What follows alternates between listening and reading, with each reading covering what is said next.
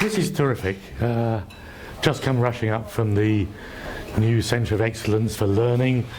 Bournemouth is gone learning mad. The world actually has gone learning mad. I think if I turn on my television, my radio, there are people learning every minute of the day. They're learning to bake, learning to dance, learning to trampoline, learning to sing, learning to speak. I've lost my voice at the moment, so sorry for being a little bit croaky. I'm learning to cope with that as well. I wanted to tell you a little bit about some of my research. I've been a professor for 25 years this year, which is slightly scary. I think I must have been about 4 when I first got my chair. And I was looking back a little bit. My first chair actually was sponsored by Apple Computers, which was quite cool back in those days. They'd only just brought out their Macintosh computer, and they had a group of people called Apple Masters. Myself, I think Jarvis Cocker, Harrison Ford, all sorts of folk, Damien Hirst, Nelson Mandela. We had some stunning parties. They're really good fun, you can imagine. And even then we were talking about how we could learn from each other. Some of the very early projects, very early on, we set up a virtual school for kids who'd been kicked out of school. The project was called Not School, fairly predictably, and we had about 1,000 children a year who'd been thrown out of school one way and another. Circumstances had conspired. Sometimes they'd been a little bit naughty. In many cases they'd been heinously naughty. What was interesting about the project was, at the end of the first 2 years, and I remember being told by the government if we could re-engage 2 children after the first 100, the project would have been worth doing. And at the end of the first year, we'd re-engaged 98 out of the first 100. And actually one of the other 2, she'd got a boyfriend in France and he was loaded, so we said, you go girl, you won't get a better offer. So she went off and the other one was in prison, so we couldn't really help him. So we're pretty pleased, and when we looked at the results from their performance, their exams, their engagement, they were doing better than the schools that they'd been thrown out of, which was interesting. So then for 10 years or more, we ran with over 1,000 students a year. And it was really interesting, some of the things we learned from them about how we might make learning better. I mean, all of you are here, lecturers, students, everybody, because somewhere in your life you did okay with learning, but it was a bit of a lucky break. If I said to you, there's a guy over here eating, look, if I said, what would you eat before a 3-hour exam? What's the best thing to eat? Well, what is the best thing to eat before a 3-hour exam? I don't know, you don't know. I do know that maybe if you're coming up to a multiple choice test for 45 minutes, maybe grabbing a curly whirly on the door before you go in, you might just kind of float around on a sugar high and a bit of chocolate to cheer you up. That could do pretty good. But it's bizarre, isn't it, that we don't do that? I do work with the British Olympic team looking at learning. And I get to work with the elite coaches of the elite athletes. So if you were a javelin thrower, got that kind of build, got a good arm on you, your coach isn't going to show you a bunch of PowerPoints. I remember Steve Backley saying, do you remember Steve Backley, javelin thrower, medalist, double world champion, I think fantastic. He said, I just used to be a spear chucker. Just to turn up and throw my spear. Now he's got to learn about material science, aerodynamics, nutrition, fitness, ice baths, so much to learn. So how do we make learning happen for our athletes? Well, what I learned from them was that every damn detail matters. Every little thing, every mouthful, that spoonful of salad you've left could just be the thing that gets you a first, or it might tip you over the edge to abject failure. We genuinely don't know, So kind of keep it hovering on your thought while we reflect. What we do know about learning is some really surprising stuff. And I'm building schools all around the world. I'm helping build a school in Sydney, on the North Shore of Sydney, which I'll come back to in a minute. But if you were building a new school, what are some of the things you would want to make learning better? Well, let me give you a few of them. Light really matters. this is the gloomiest place for learning you could imagine. If I turn on my my phone here, I turn on a little light meter running in here, and sorry, bizarrely, it's opened up a mail about life insurance. Here we go. Here's if I open up a little light meter in here, and I measure the light level in here. If we were working in an office, the minimum level for doing what we're doing, which is having a conversation, would be about 450, 500 lux, something like that. If we're doing, if we're in a prison in England, if the light level gets down to about 50, we would evacuate because there's a danger to the prisoners and the warden. So what do you reckon the light level is in here? Is this a good place for learning? 50, panic in prison. 250 conversations, 450 writing, and what do you reckon the figure is in here? Oh, you can just see 24. So if you wanted to stop people learning, this would be a catastrophic place, and yet we know that, you know, conversation, discourse, collegiality, mutuality, hugely important in terms of universities. We also know that the temperature needs to be about right. 18 degrees or more, you're starting to get a bit dozy. You guys are sitting on pretty hard benches there. About 11 minutes after you sat on that bench, your bottom starts to think, this is a bit hard, you know, and your brain sends blood down to your bottom to sort of rescue your bottom. And where does it get the blood from? It gets it from your brain. So sitting on these hard chairs, which if you guys were at school 10 years ago or whenever, well, what you were sitting on, this is pretty much as bad as it gets. You know, if I'm trying to build a chair to stop children learning, this is pretty close to it. You know, it's got a really hard base, so the blood goes to their bottom. It's really uncomfortable. It's really hard to collaborate. You guys, I mean, I guess when you go home at night, you want to do a bit of reading. This is the kind of place you sit. You know, you don't borrow a chair, you know, from the canteen and take it back to your so you can get a bit of revision done, you know. Or if you just come back from holiday, if you've been on the beach somewhere, you didn't steal a chair from the canteen in your hotel, take it down to the beach because you've got a good novel to read. So we've designed learning around, do you know why these chairs are usually so bad in schools and indeed in universities? It's because they're good at stacking. They stack really well. Stacking doesn't make great learning. It's great for the caretaking staff, and I applaud them for their choice, but they're crap, basically. So, better chairs, getting the temperature right, thinking really hard about the light levels, thinking about the CO2. How many of you in your school career were in a classroom with the door shut and 25 to 30 people in the class? Give us a wave of, wow, that's all of you, you know. A couple asleep over there, but that's about as bad as it gets when we start looking at CO2. CO2 levels in a traditional English classroom. Notice I'm not saying British anymore, you know, just in case, you know. In a traditional English classroom, CO2 levels hit before break, before 11 o'clock. Those CO2 levels are up to 2,000 parts per million. And CO2 is a pretty lazy old gas. When you open the door, just kind of hangs around, waits for you to come back. So you come back after break, CO2 levels are up to, by lunchtime, 4,000 or 5,000 parts per million. At that point, you feel nauseous. At that point, you can't concentrate. At that point, your ability to learn is gone.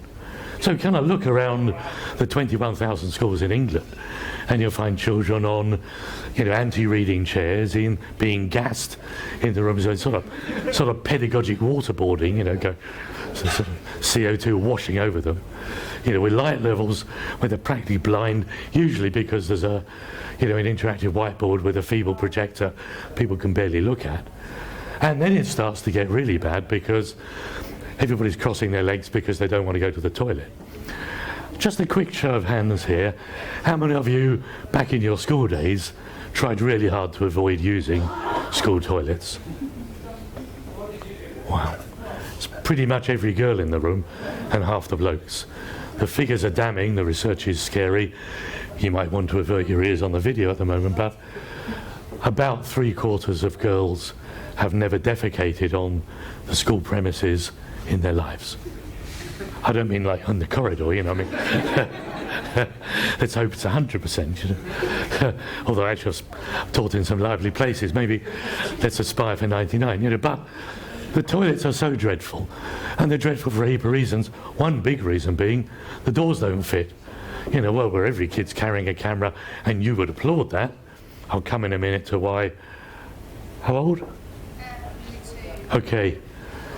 Just coming up to time for a phone. I'll come to that in a minute. Yeah, I mean, tablets at 2, phones at 3, TV together. So that's. But when everybody's carrying a phone, and they're carrying a phone because they're writing on the walls and they're writing on the desks, they're writing on the windows, kids are doing their work in public spaces fabulously. You know, if you guys were all writing on the desk here, you could all see what each other are doing. You know, if you're writing on the wall over there and you're having a bit of a lazy day, you know, I can see you haven't written much. And the other guys are going to come over and say, can I help?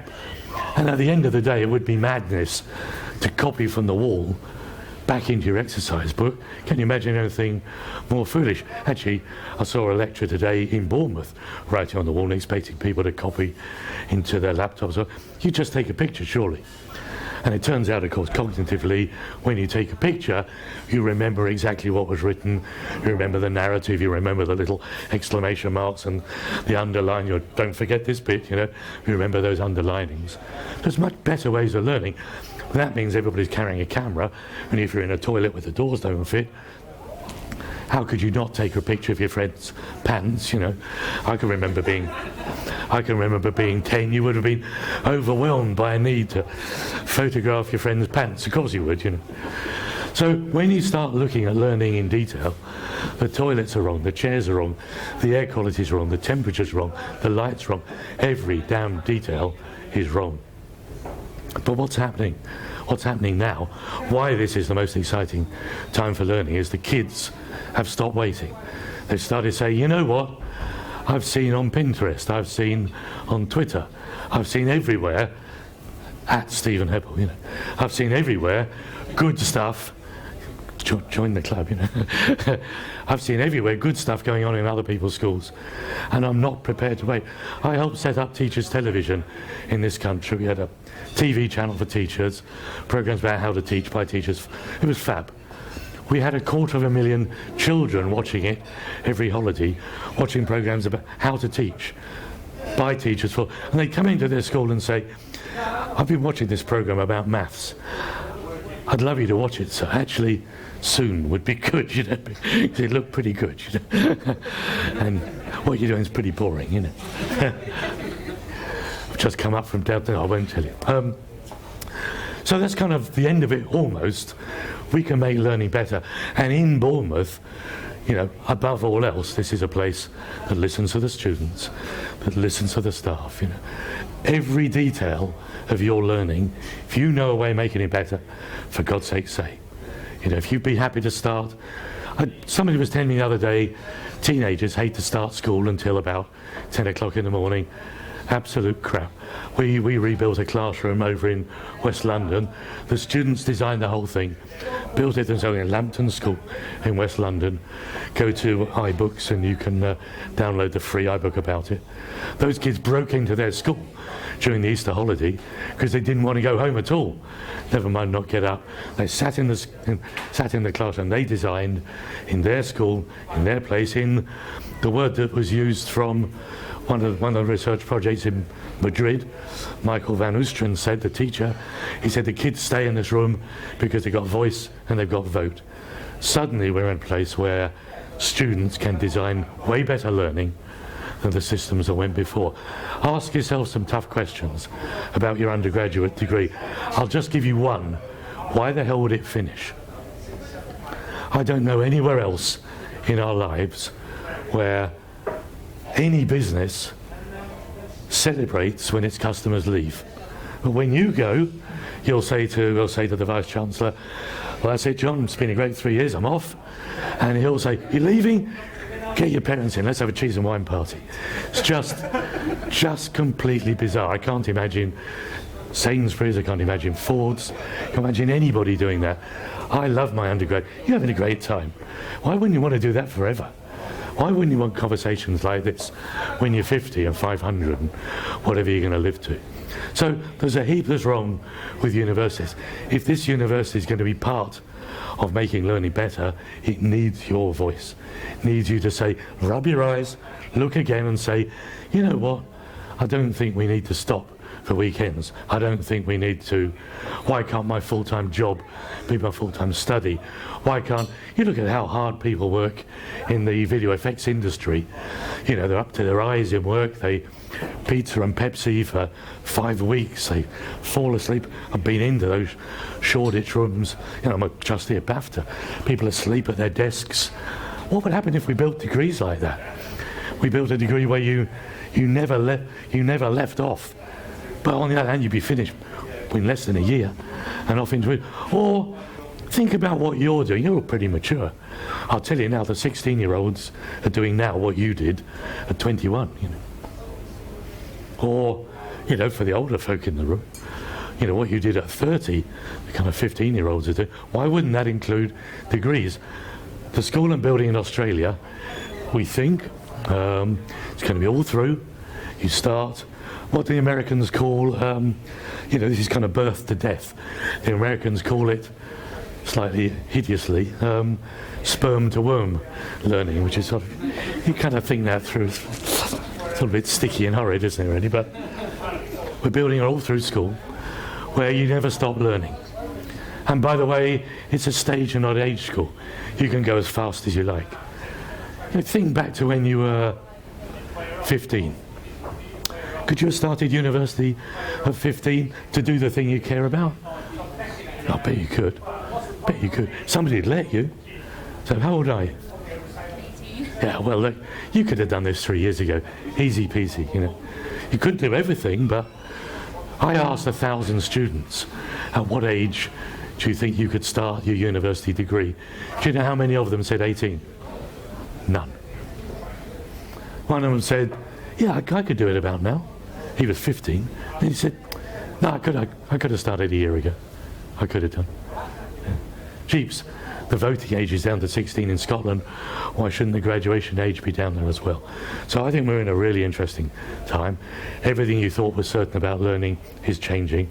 And last thing, and then let's have some questions, and I've got a beer, so I've already got a drink, but this actually flipping matters, because you look around the world, there's a lot of people that aren't in learning. Heaps of people. I mean, there's I think by 2020, it's 250 million people in undergraduate courses. But there's nearly 100 million kids not yet in school. Less and less kids in school in Nigeria. Less and less kids in school in the refugee camps in Jordan. Less and less kids in Syria, clearly. Less and less kids still waiting in Haiti for the... I think we can build better learning. And I think we can build it cheaply. I think we can make it seductive. I think we can make it gorgeous. And I think you can be part of it. All you have to do is keep asking that question, how can my learning be better? Don't sit and wait for somebody to spend money on you. How can it be better? My kids in Spain, who built themselves a better classroom, I gave them a budget of 500 euros to build a better classroom. And at the end of the project, when they launched a better classroom, they gave me back 100 euros and said, you know what, Chief, we only needed 4. So in Barcelona, we gave the kids no money and said, make a better classroom for nothing. They made it in cardboard. They had cardboard iPads, had 2 real iPads and 8 cardboard ones. 8 cardboard ones. Bit of trouble with the maths, you know. And it was a better classroom with better results and better engagement than the one they'd had before. And it was cardboard. They had cardboard screen on the wall. So why is this better? Because they were role-playing better learning. They were playing how good tomorrow's learning might be. And you know what? Playing tomorrow's learning was tomorrow's learning. It was fab. Yeah. I bought them iPads, don't worry. So at least they could, and I painted the cardboard, you know, no expense spared. But how good could this place be if you threw yourselves at making it better? You threw your ingenuity, your smartness, your brains, your creativity, your passion, your interest, because you wouldn't be here if you weren't interested. If you threw all that at learning, you can make your learning better. If you do so, you can change the world. That's the best offer you're going to get in the next decade. Just seize it with both hands. Go for it.